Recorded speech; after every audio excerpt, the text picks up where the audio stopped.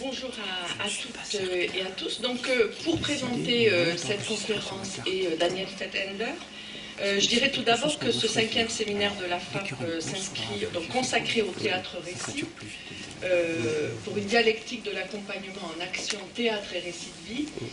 Ce séminaire donc, de la FAP s'inscrit dans une continuité, en tout cas une cohérence, notamment avec, si certains étaient là, trois de nos conférences précédentes. Je nommerai tout d'abord celle de Christine Delory-Monberger, qui est présidente de l'Association internationale des histoires de vie en formation et de la recherche biographique en éducation.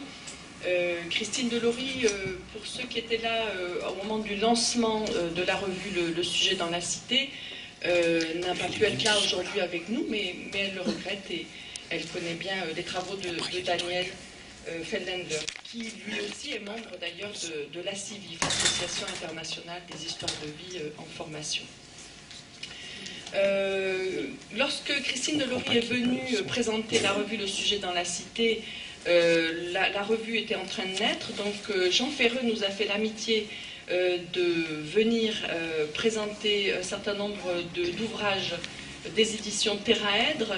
Donc vous y trouverez la revue numéro 1 et puis le deuxième numéro de cette revue consacrée à habiter en étranger. Sur cette table, on verra, on y reviendra tout à l'heure, vous trouverez également l'ouvrage de Daniel Fethendler de 2005 intitulé donc Théâtre en miroir, l'histoire de vie mise en scène.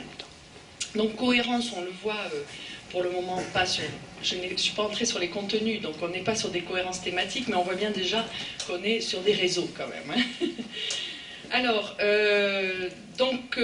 continuité avec le travail développé par Christine Delory sur les histoires de vie et la recherche biographique, mais aussi, je dirais, avec la conférence de Danilo Martuccelli, Daniel Fethendler, Danilo Martuccelli, c'est le même prénom, mais avec évidemment de l'interculturalité un petit peu différente. Vous vous souvenez que Danilo Martuccelli nous a interpellés sur la question des épreuves vécues par l'individu dans la société singulariste qui caractérise notre époque hypermoderne, pour reprendre ce terme. Vous vous souvenez aussi que, donc c'était il y a un an, en février 2011, Nicole Aubert nous a aussi conduit à réfléchir aux questions d'urgence et aux questions de temps qui poussent nos sociétés vers une sorte de culte de l'urgence. Alors, continuité, bien sûr, avec le séminaire du mois de mai sur la Gestalt. Mais le séminaire d'aujourd'hui, conférence, atelier ce matin et atelier cet après-midi, ouvre d'autres perspectives. Je dirais que tout d'abord, la conception de la journée d'aujourd'hui, de même un petit peu que la matinée de mai dernier, c'est une conception dans laquelle la dimension théorique, la dimension intellectuelle, le travail en réseau, le travail des praticiens, c'est une journée dans laquelle ne seront à aucun moment dissociées les dimensions de la mise en œuvre, de la mise en pratique, la question de l'intervention par le théâtre-récit et la question des référentiels théoriques, des filiations intellectuelles qui tissent finalement une pratique vivante. Donc je dirais que ce qui caractérise un peu cette journée et qui me réjouit, c'est cette dialectique, pour reprendre un des termes du titre d'aujourd'hui, cette dialectique entre la mise en œuvre des pratiques et la mise en mouvement de la pensée et de la théorisation de ces pratiques, et j'ajouterais pour ce qui est du playback théâtre, dans une dimension internationale.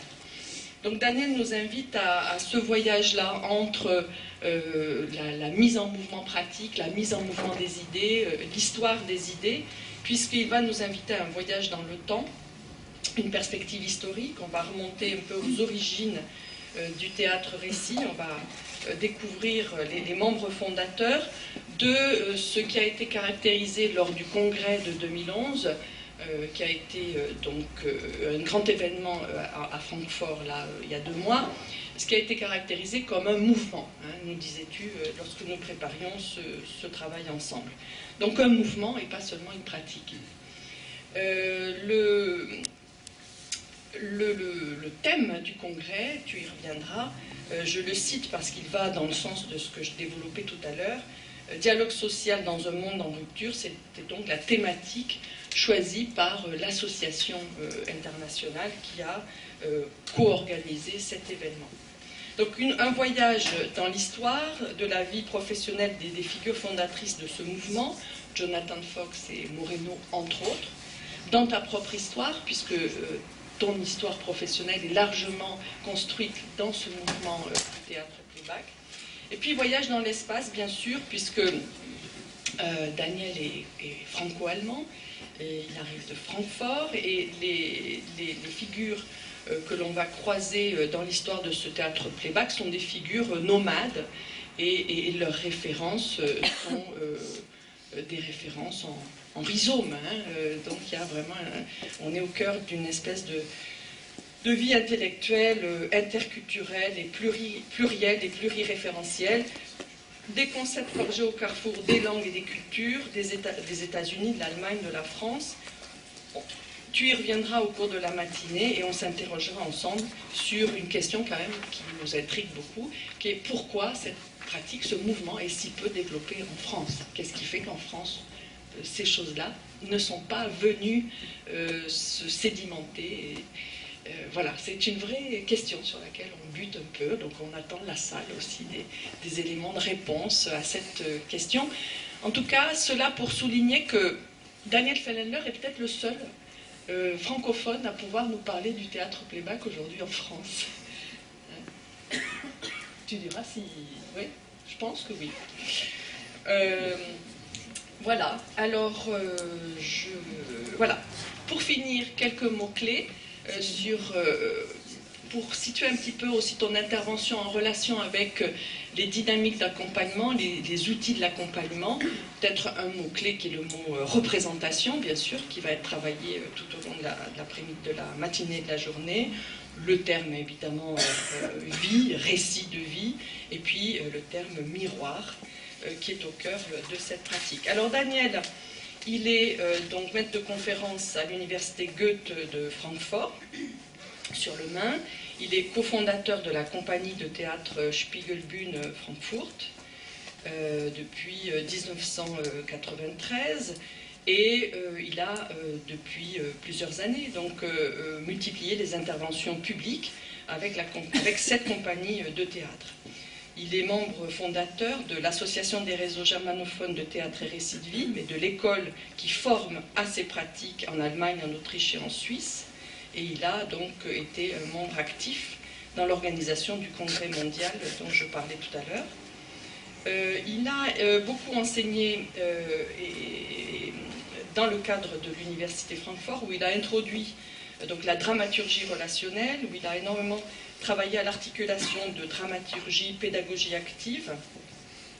Il est cofondateur du Centre de psychodramaturgie de Mayence et il a beaucoup œuvré dans le sens de la recherche-action et du développement de démarches de dramaturgie relationnelle.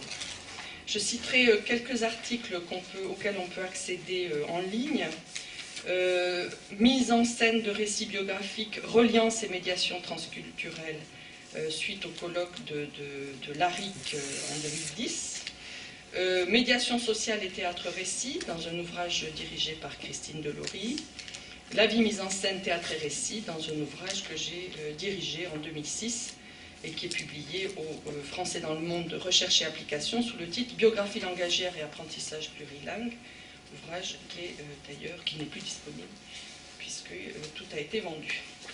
Voilà, donc je cède la parole à Daniel pour donc 2 temps, un premier temps de conférence, suivi d'une pause et ensuite d'une première étape de mise en œuvre avec la salle ce matin, avant même l'atelier de l'après-midi.